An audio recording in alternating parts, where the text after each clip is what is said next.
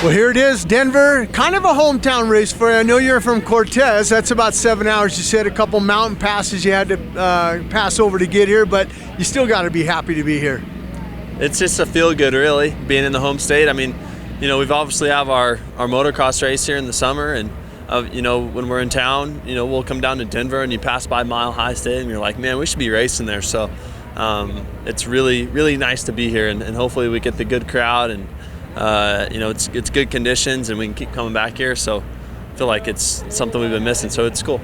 Last week in Tennessee, a first-time race there. You won that one, but you had to come through the last chance race. You did a motor change, everything. Kind of a little bit of a hectic, but sometimes that works out and you just, you know, hey man, I'm going to go out and win this thing.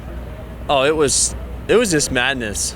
And I mean, it was just like worst case scenario, you know, having the DNF in the heat race, and then LCQ, you know, there was still some smoke spitting out. Like it felt like it was never ending, really. And somehow I pulled it off in the main. Like it was probably my best main of the year, honestly, for that full distance. And I don't know, I just somehow kept it together. A lot of times in those situations, like, it'll just kind of melt you, but held on to it.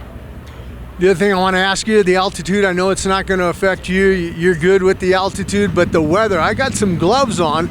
I'm cold out here. The main event tomorrow night, probably maybe hovering around 30 degrees. It's 35 right now, and my teeth are shaking. I'm shivering, but it's cold. How do you deal with that as a rider? It's, you know, it's when you're getting ready on the line, like, it's easy to get yourself warmed up, but one thing that will bother you is your hands. Even your eyes will start watering a little bit when it's really cold. So those are the two things that bother me when it gets crazy cold, is my hands and my eyeballs. So we'll see how it goes. When it gets in the 30s, it gets pretty cold.